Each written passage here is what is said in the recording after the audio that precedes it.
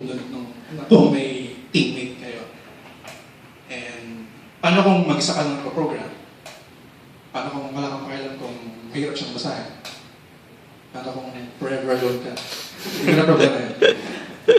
Pero, importante pa rin na organize yung code mo kahit mag-isa ka lang. Kasi, let's say for example, kasi yung game ko na Zombie Fields, sa Unity 3 ko ginawa yun. So what if I'm going to upgrade to Unity 4? Bakit ko gustong gawin yan? There's yung new particle system, yung shuriken.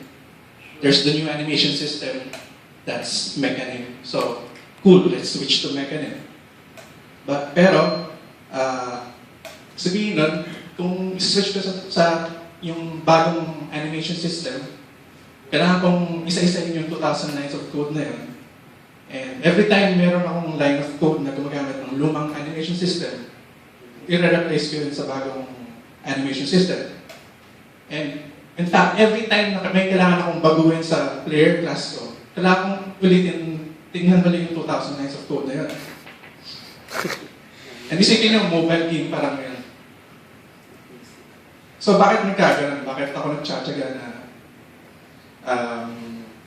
paghirapan yung 2009 code na yan? So it's a problem about too much complexity in my code. It's too much information. Yung tipong may gusto kang baguhin na isang line of code, pero ang dami ko palang kailangan gawin para magawa yun. Sobrang daming files na kailangan mong i-edit para malang may madagdag ka. Pero, turns out, software engineering community, matagal nang tinatakal yung problems like that. It's about reducing complexity, it's about managing information. Para hindi nangyayari yung ganito. Like, yung nasa left yung gustong mangyari, and nasa right yung nangyayari, yun yung ginagawa ng programmer. Nangyari na sa akin yan. Wala si Jason. Kasi yung, kumbaga yung boss ko, kailangan ko explain sa kanya kung bakit nag-delay yung project namin. So, binigay ko sa kanya itong picture na ito para mag-gets niya. So, paano maayos yun? It's called software architecture or code architecture. For example, dun sa sinabi ko na kailangan kong palitan yung animation system ng player class ko. Let's take a look at it. Kunyari, that's my player class. And yung green na part, yun yung Unity engine. Nakadikit siya dun sa lumang animation system. Ang gusto natin mangyari is gagamitin niya yung bagong animation system, yung Mechanim. Pero yun nga, mahirap yung i-isa-isa yung 2009 of code na yan. So anong gagawin natin?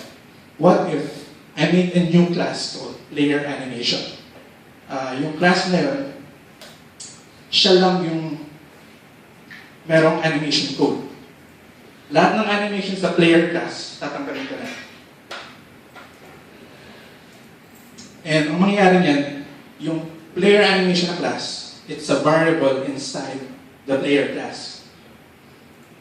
So ang mangyayari ngayon, if the player wants that yung 3D model i-animate, like gusto niyang mag-walk animation na, instead of the player executing animation code itself, magpapass siya ng requests dun sa player animation class. And yung player animation class na bahalang mamblema kung paano niya gagawin yan. For example, gusto ng player class na, you need to make the 3D model do the walk animation now. Ang gagawin ng player class is magka-call siya ng isang function dun sa player animation. And yung player animation, siya lang bahalang mag-implement na kung ano man yung kailangan niyang gawin. Kumbaga, hindi kailangan problemahin ng player yung low-level details kung paano mag-animate. And that concept is called abstraction. It's very important concept sa software architecture. So, pag ganito na yung system natin, paano natin i-transition siya to Mechanim?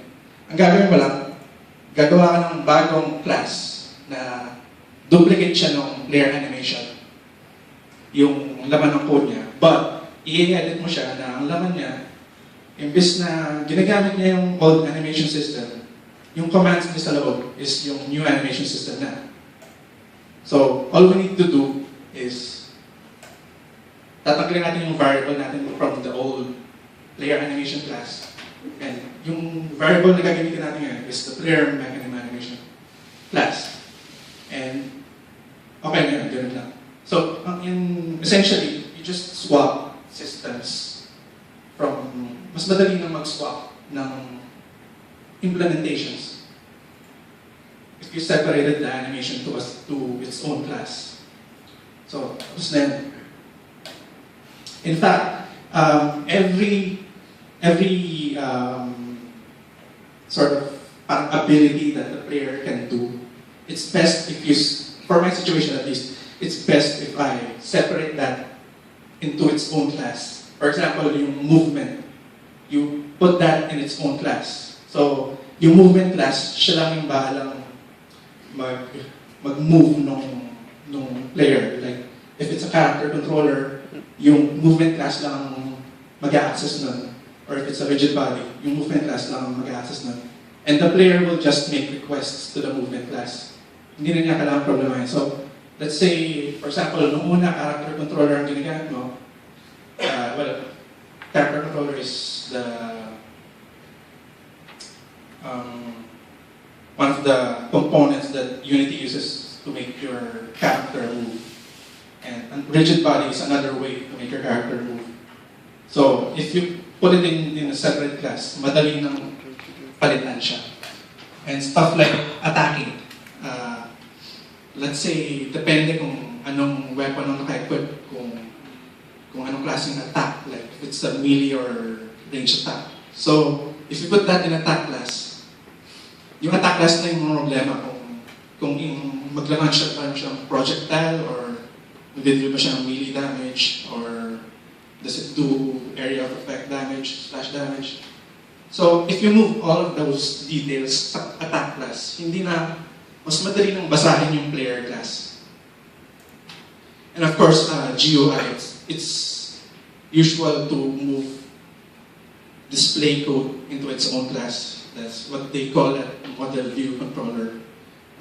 Stuff like yung pag-display ng health, move that to its own class. So that health bar or yung current score or yung icon ng equipped weapon. You put that in its own GUI class. Para, for example, you're using the built-in GUI system ng Unity, but you realize hindi maganda yung built-in GUI system ng Unity.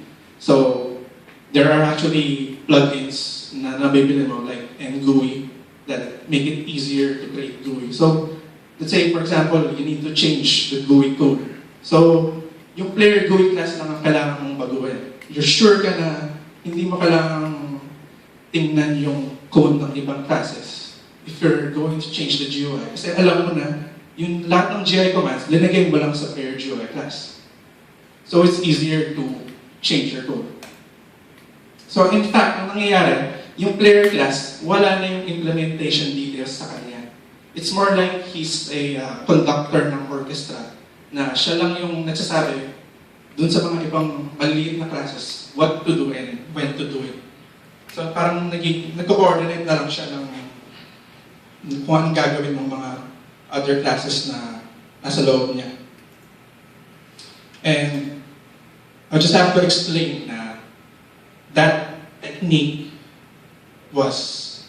it's not applicable for every situation. Nagkataon lang naman na it was good thing to do for zombie fields. But that doesn't mean na every problem you encounter dapat yun ang gawin mo. So it's best if you learn all the techniques and para alam mo kung alam yung gagamitin mo for which situation. And those things that we call techniques, some of them we call them design patterns. We'll discuss that later. So, yun nga. If you want to learn those techniques, if you want to create your own techniques, if you want to be a good game programmer, then you should learn software architecture. So, ako, personal na feeling ko dapat software architecture, lahat ng tao, lahat ng game programmer, dapat alam yan. So, this slide ko, I have some links to books you can read if you want to learn more about it. I'll upload this presentation to our Facebook group later on.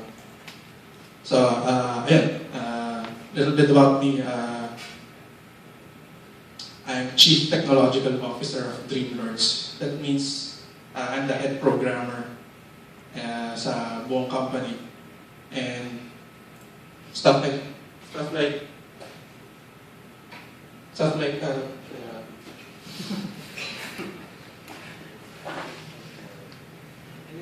well, stuff like business decisions. Ako yung may say ako as head of the programmers ng company na. And yun nga, kasama ako nung kami ni Mars yung gumawa ng Unity Philippines Users Group. So, if anyone has questions.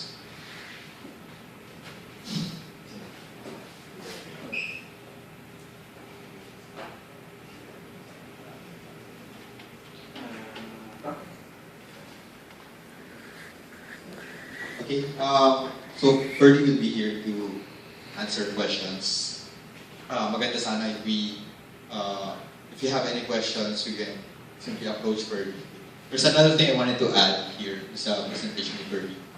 There's also another reason why it's also good to structure a code this way and to learn software architecture and yung mga different techniques. But my reason is more on a management level.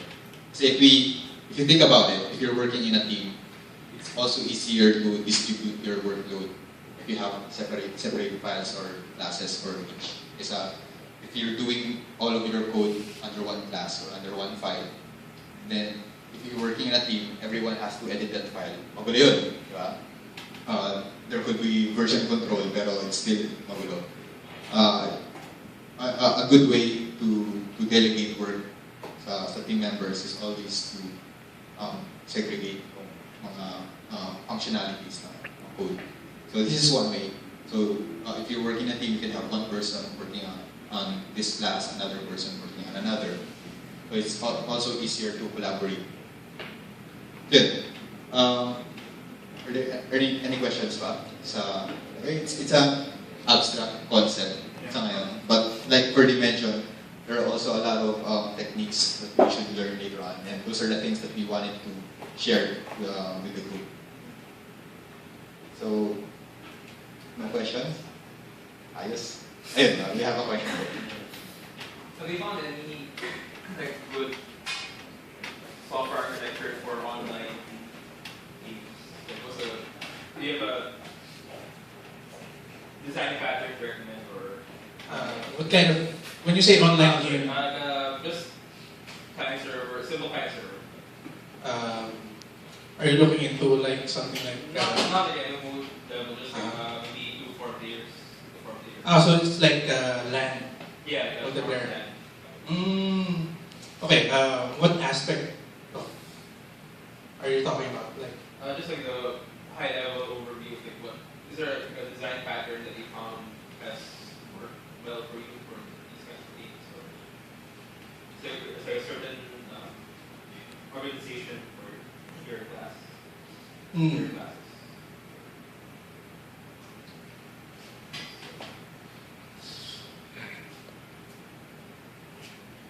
Well, what I do is all the stuff about passing data. So essentially, what you're doing is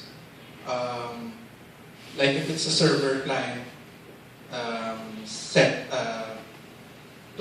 setting. What happens is the server has all the control. And what happens is the clients really just view what's happening on the server. So, what should I explain this? If it's easier, you can Well, what I do kasi is for example, my player class. So I have a bunch of other little classes that do the stuff for it. One of them would be the network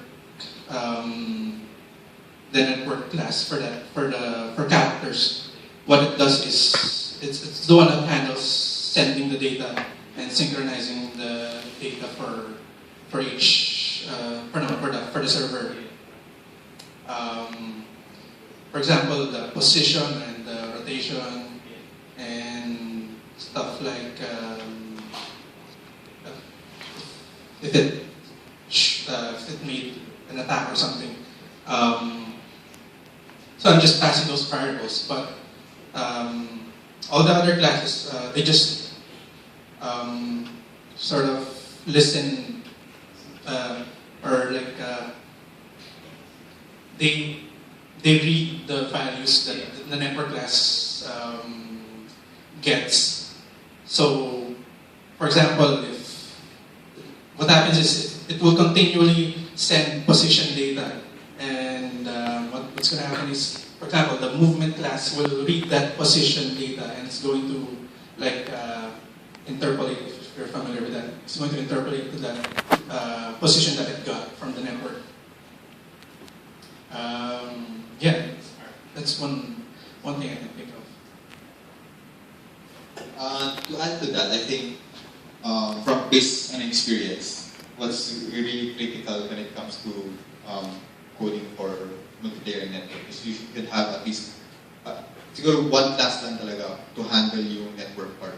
I mean, the sending and receiving of data.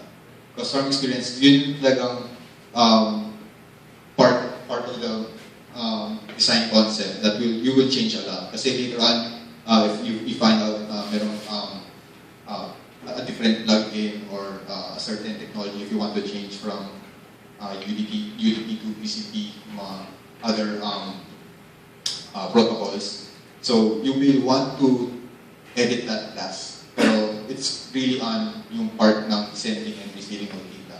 So I think if you dedicate one class to that, that's enough na. Kasi yun nga, later on kasi you might change like how are you going to parse it.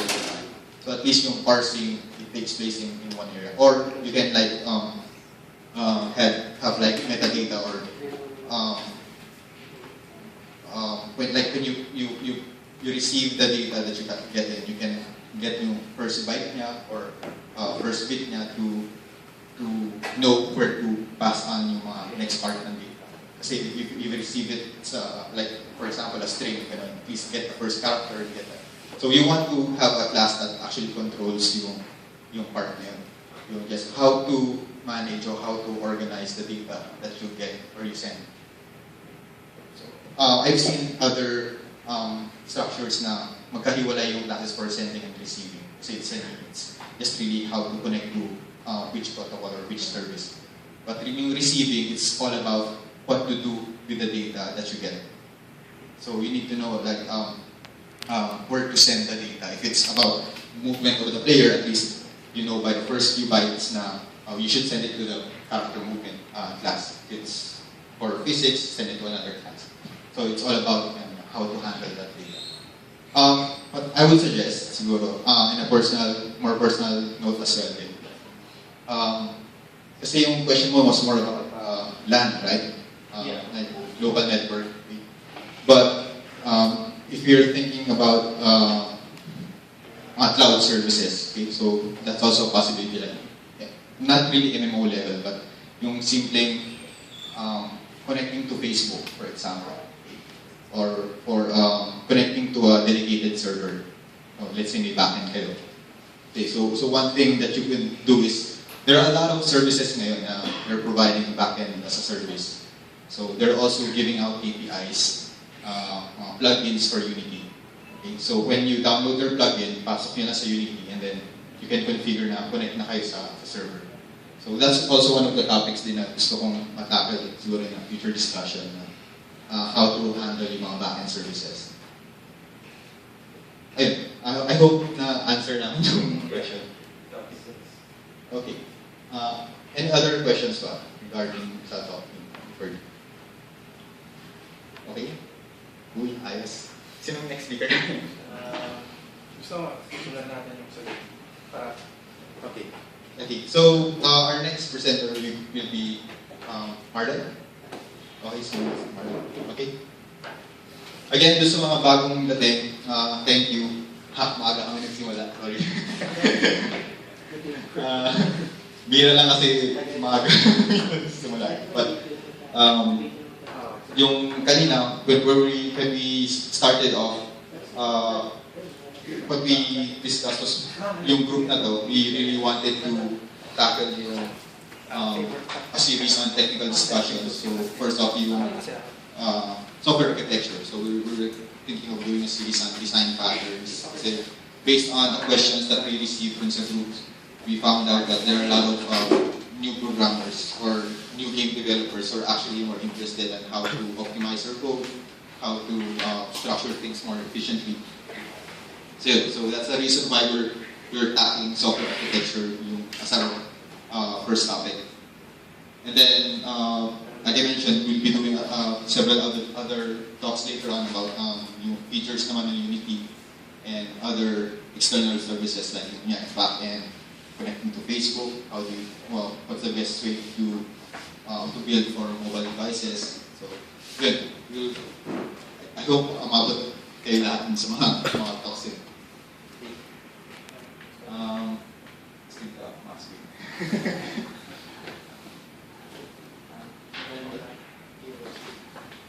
So again, if may questions kayo, you can approach us later or anytime.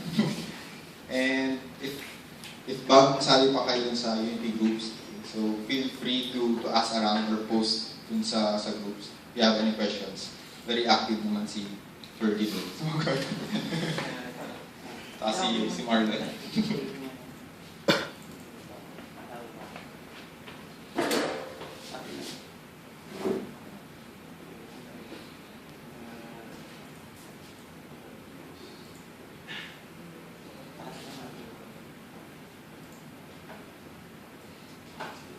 Okay.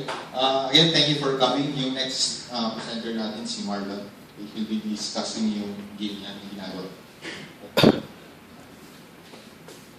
Hello, good afternoon. My name is Marlon Di Maunahan. Bali, ang Facebook name is Marlon MYD. Then, yung name ng group namin is 3D Underground. At kami yung gumawa ng parang demo version lang. Ang title niya is Super Kita. Bali, papakilala ko lang muna yung sarili ko muna. Bali, hindi po talaga ako nag-aral ng IT courses. Sa bahay lang po ako nag-aral. Bali, electronic technician talaga yung pinaka-course ko. Since na gaming kasi, simula bata ko lang ako, hilig ko na talaga yung laro from break game, Game Boy, hanggang family computer, then naging PC. So kaya sabi ko, kung maganda research ko kung paano gawin yung laro, then eventually, after ilang months, ayun, nakabuo na rin ako ng laro. Bali nung umpisa, ako lang muna mag-isa yung gumagawa. Then, eventually, sa mga kapitbahay namin, may mga kapitbahay akong IT na courses. Sabi ko, pwede na pag-aralan din nila kasi pwede nilang gawing thesis yung gaming. So, ayun, meron ako mga kagrupo sa bahay ng mga 3D modeler, then IT courses. So, tinuturuan ko sila mag-coding din. Kasi since Unity kasi, iba kasi yung tinuturo sa school kaysa dun sa Unity talaga. So, bali yung name ng games namin, yung Super Kidlat, bali actually kinuha ko yan dun sa teleserye na Kidlat eh. Ayun, so nilagyan ko lang ng super para medyo mabagsik. So, ayan, new game, pag new game, lalabas na si Super Kidlat, then yung pinaka-tutorial niya, mayroon tayong tutorial video niya. Nandito na rin, press F1. Press F1, then dun sa tutorial, ayun, mapapanood yung pinaka-video ng tutorial video niya. Kung paano siya laruin. So, ayan yung pinaka-game niya. Actually, nakapost din yun sa YouTube account ko, yung gawa na yung MyD na YouTube account. So, yung laro na yan, simple lang na laro, just killing lang enemy. hahanapin mo lang lahat ng kalaban, then, ayun, papatayin mo lang. Pag napatay mo, nagle-level up, meron siyang buhay na nakukuha, pick up money, pick up health, then pick up mana. Then, pag nakuha mo, pwede mo siyang gamitin kapag in terms na malapit ka nang mamatay or maubos yung mana mo. Kasi, every times na tumira ka ng magic power, nagbabawas yung pinaka-MP mo. Tapos, ayun, meron tayong selection ng yung power. Pwede mo i-select by pressing 1, 2, 3, 4, 5, and 6. Or either, pwede rin doon sa mismong GUI, i-press mo lang yung GUI button. Then, ayan, sa upgrade, meron tayong mga upgrade. Pwede kang mamili ng upgrade kung ano ba gusto mong i-upgrade muna, yung Emperor muna, or health, or pwede rin magic damage. So, ayan. So, para mahanap yung kalaban, kasi yung kuta ng kalaban niya nagtatago invisible muna sila sa umpisa. Pwede kang mag-press ng Q para lalabas yung pinaka-kuta ng kalaban. Then, eventually, pag pinuntahan mo yung pinaka-kuta ng kalaban, lalabas yung mga kalaban, then hahabulin ka. Then yun, pinaka-basic talaga is papatay yung kalaban. Kasi kung di mo pinatay, hindi sila maubos. Then para mag-load level naman siya sa another stage, pwede ka mag-select ng stage kasi mayroon ng stage select dyan sa F1. Nakita, turo ko na lang. Pag nasa video tutorial.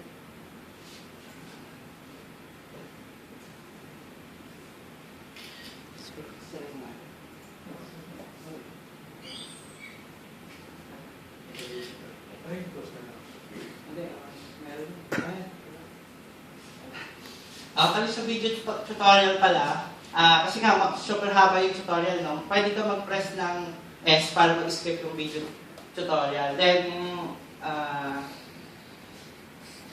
ayun, sa new game, pwede tayo mag-new game. Then, meron na lang kung nilagay na load dyan para in case na mag-higher level ka, so pwede mong ma-save. Then, ayan, yung walking niya is just WASD or your arrow keys. Then, ang firing niya is fire 2. Kasi hindi ko siya nilagay sa fire 1 kasi yung fire 1 is used for selecting the power button. Then, ayan, hit F1, then go to upgrade. Pwede kang mamili muna ng upgrade. Bago ka lumaban, syempre dapat mag-upgrade ka muna para may panglaban ka sa mga kalaban. So, mayroon tayong initial na 50,000, yung pinaka-money. Then, ayan, so, kahit lang, bala ka. Strategy mo na yun kung paano ka mag-survive sa games. Ayun, game over. Ganun yun. Kailangan, upgrade mo muna bago ka lumaban. So, yun yung actually, sa tutorial yan. And so, after ng pag nag-game over, so lalabas yung credits. So, yun yung mga gumawa. So, pwede mo niyang i-escape using press S. Then, ayun. Actually, may download na. Actually, may save na ako dyan. Level 20 na ako. Ayan, so yan yung stage 3 na ng games namin. Then, ang pinakamabagsik, yung isa sa yung 1 is Fireball Jutsu, which kinuha ko sa Naruto. Then yung second dyan is Water Ball, then third is yung power talaga niya, yung Thunder Jutsu. Ang pinakamalakas talaga niya is Thunder kasi medyo wide range yung panira niya. Then yung pang-apat naman is yung cloning Jutsu niya. So, pagka, ayun, nasa upgrade, F1, doon sa upgrade, meron tayong, ayun yan, yung clone time. So, ibig sabihin dyan yung clone time, yun yung time na, kumbaga lalabas yung clone mo kung hanggang ilang seconds lang siya lalabas. Then, yung clone HP, yan yung buhay ng clone, kung gaano kalaki yung buhay niya. Then, clone plus 1, kung ilang clone yung kaya mong i-generate sa ano. Pag ba, clone is 2, so equals 2 na yung kaya mong i-generate. Kung medyo madami ka ng pera, ayun, madami ka na mabibiling upgrade. Pagka 10,000 siya, kasi, para mabili mo 10,000. So, ayun, para mag-generate ka, press mo lang yung 4, or either, pipindutin yung button na 4, tapos press fire 2, para mag-generate ka ng clone. Then takbo-takbo lang kasi malakas pa yung kalaban. Pag malakas pa yung kalaban, takbo ka muna kasi syempre mamatay ka kagad. Mas maganda sa level 1 ka muna kung hindi ka pa naman gaano ka kalakas. So actually yung ayan. So level 3 yan. Stage 3. Ito, pwede ka mamili ng stage sa select stage. So ayan, yung naka-lock, ayun, yung naka-unlock, pwede mo na siyang laruin. Then yung 7, 8, 9, so hindi pa kami nakagawa, kaya naka-lock pa siya. Pero eventually, magkakaroon din yan. So ayan, sa 6, medyo, ano na yan, at malakas na. Ayan. Then, ito yung sinasabi ko sa inyo na find the enemy. Ayan, susundan mo lang yan, nandun yung kalaban. So, hindi ka na mahirap. Kung nasa may kalaban, nalilito ako So, yun lang. Pe-press mo yung cube. Ayan. Takbo-takbo ka lang. Pwede ka rin tumira, tulungan mo yung mga clone mo na mapatay yung kalaban. Sabi mo. Kasi, so, every level, mas malakas yung kalaban. Ayun, so, pag natamaan ka, patay ka kagad eh. So, dapat palagal ka muna. Then, extra, ayun. Doon sa extra, meron akong nilagay dyan na, ayun, yung credit, syempre, credit namin. Then yung video, ayan, so, sa video, meron kaming kumbaga doon sa Facebook page namin na 3D Underground, pwede kayo mag-post doon ng mga, halimbawa, meron kayo na subukan nyo na laruin yung laro, pwede nyo i-post yung score nyo or yung high score. Tapos din naman sa marunong mag-3D or marunong gumawa ng kahit ano na regarding sa games, pwede kayong mag-post doon sa Facebook namin na, ayun, kumbaga parang magiging add namin kayo as ka-groupmates ng grupo namin. So ano lang yun sa Facebook, is 3D Underground lang. Ano ba? Ayun, yes. Any questions? May question ba kayo? Regarding sa games? How long did it take to develop? Actually, yung games na yan, hindi ko na rin masabi. Kasi ang game, doon mga December pa ginawa eh. Ginawa namin. Bali actually, yung games na yun, hindi naman talaga siya, kumbaga na, ay, ito gagawin ko. Ang nangyari niya is meron lang nagpagawa sa akin ng script na taga-Tacloban, STI Tacloban. So, thesis nila yon. Actually, ka-groupmates natin sa UPAG yun eh, taga-Tacloban. So, Nandito yung teacher niya, sir. Ha? Nandito yung teacher ng estudyante. Actually, ano yun. Nagpagawa siya for thesis nila. Then, nag-ano lang naman siya sa akin, nagtanong lang doon sa script kung paano siya gawin. Then, eventually, binigyan ko rin siya ng sample na script, tapos sabi ko, subukan niya. Ayun, gumana naman. Then, nung gumana, ayun, napasa na niya yung pinaka-project niya. So sabi ko, since nasa akin din naman yung script, sabi ko, why not, bakit hindi ko gamitin, then mas pagandahin ko pa ng pagandahin yung pinaka-script na yun. Then eventually, ayun na nga yung, lumabas na nga yung, yung super kidlat na games na yun. So, may question ba? Answer. Since nasa topic tayo ng software architecture, I guess, na nakita ko kasi na sa game na pinasend, there were a lot of parang features na doon, like may AI, may handling ng skills. Ano yung mga problems na encounter mo when kung trinay mong gawin with regards to optimization? Paano mo structure yung code? Bali, marami nga yung problem dun, yung, lalo na sa AI. Kasi, ang unang, ano ko talaga dyan, yung AI ko, yung yung sinabi nga kanina ni Sir na yung sa mechanism, ang unang animation, yung animation ko talaga dyan is, nag-import kami ng isang 3D model from isang software din going to Unity, na mayroon na siyang animation na marami na. Then sabi ko, paano naman yung ibang model ko? Siyempre, walang animation yun. So, buti na lang lumabas nga yung mechanism. So, yung mechanism, yun yung ginamit ko na animation ng isang model, inilipat ko lang dun sa isang model. So, hindi ko na inanimate yung yung ibang model, hindi ko na inanimate. Yun lang ang ginamit ko. Then, yung sa mga problem, pinaka-problem talaga dyan yung one is GUI. Yung GUI kasi, nag-misalign yan. Yung, di ba, yung iba sa GUI, nag-misalign kapag iba yung screen size niya. Halimbawa, ang size niya is yung masyadong malaki, yung GUI niya, hindi siya pumapantay. A good thing, nung sinerge ko, meron naman palang GUI.metrics. So yung GUI.metrics yung ginamit ko, ayun, alay na siya, gitnang-gitna na. Kaya lang medyo may problem sa GUI.metrics kapag gumagawa ka ng GUI toggle or GUI slider. Kasi pag GUI.metrics ang ginamit, lumiliit din yung slider, lumiliit din yung toggle. So, sabi ko, paano kaya ito isolve? So, yun hanggang ngayon, hindi ko pa rin isa-solve. Yun na tinatanong ko rin kanina. Actually, tinanong ko na rin yun eh. Then, tinanong ko sa UPAG. So, sinagot naman ni Sir. Yung isa, medyo na-solve ko na yung sa text. Di ba sa text kasi pag GUI.metrics, yung text niya, lumiliit siya pag nasa Android lang. Pero pag nasa PC, okay naman siya.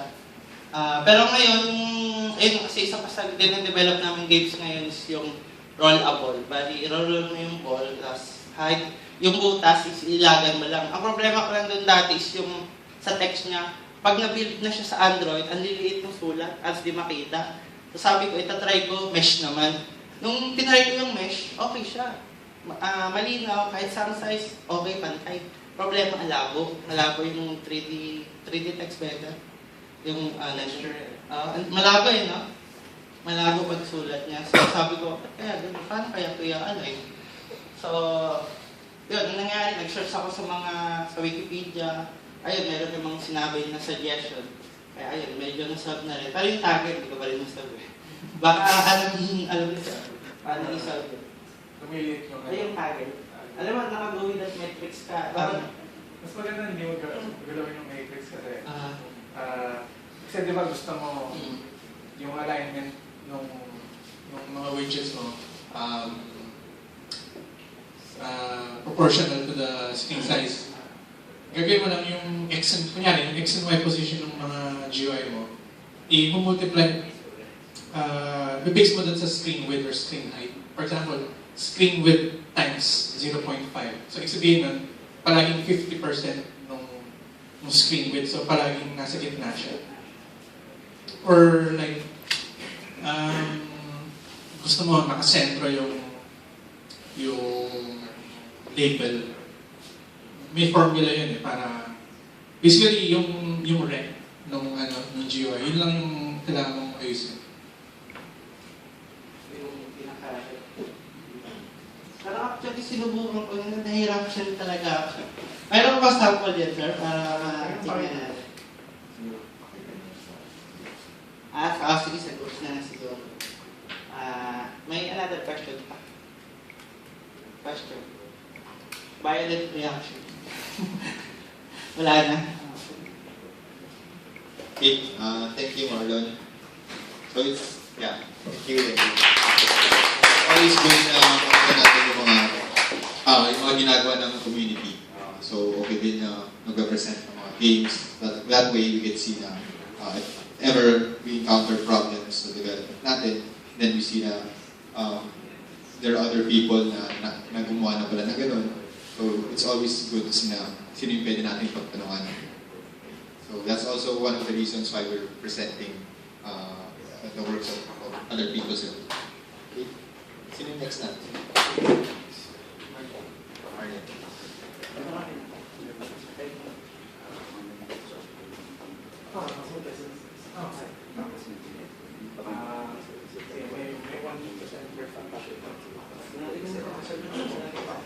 Okay, yung next na presenter natin si Marnell. Okay.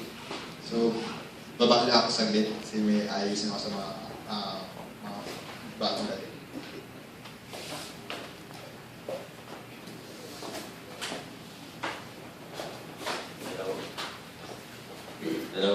Hello. Magandang hapon. So, feeling ko kailangan ng parang spotlight dito. Kasi doon kasi madilim. So, hindi makikita yung facial expression ng speaker. Hindi ko alam kung masaya pa siya or kanina si Pearly, seryoso pa siya. Okay, so, well, this is a simple light talk lang. No? So, it's more about, I propose the concept of minimum playable game. So, hindi siya ganun ka-technical. It's more of really translating from game design to development.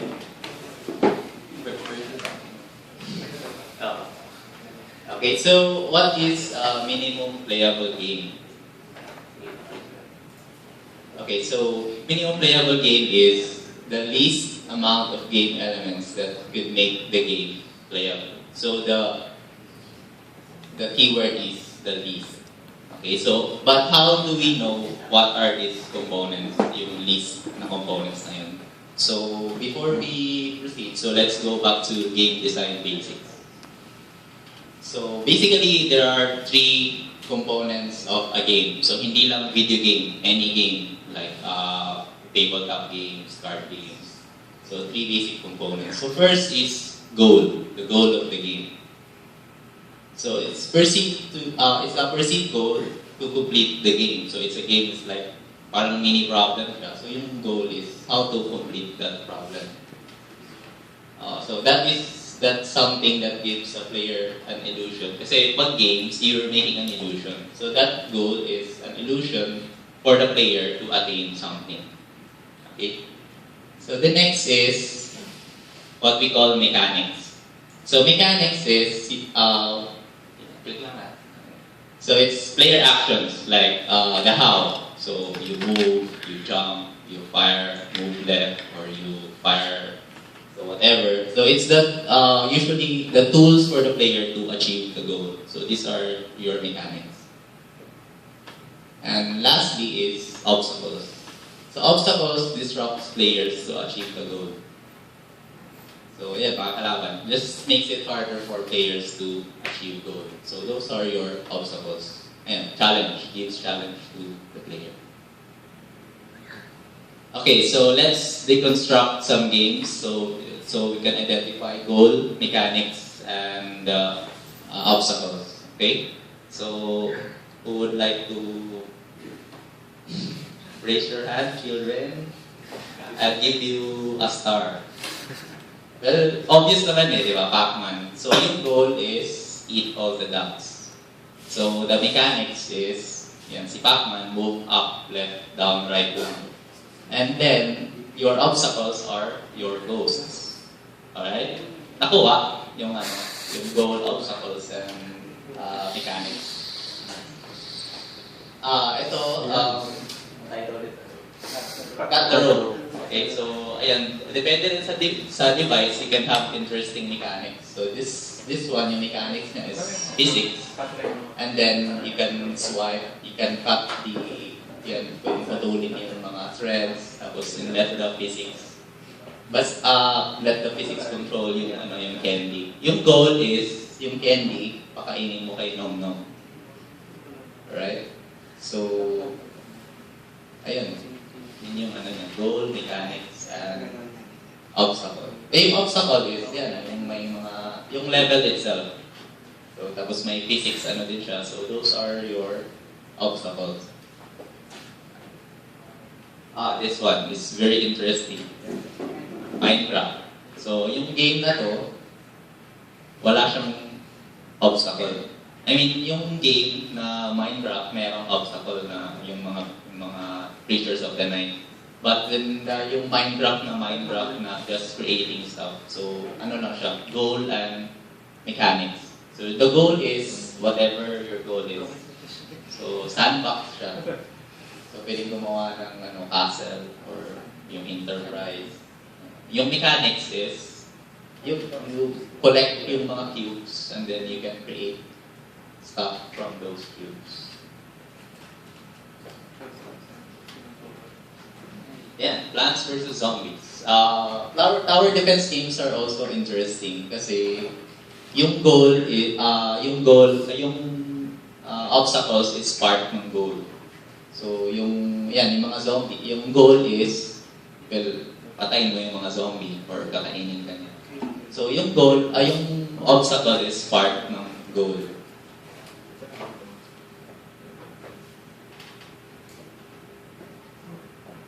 Oh, yeah. Sino lalaro ng Magic?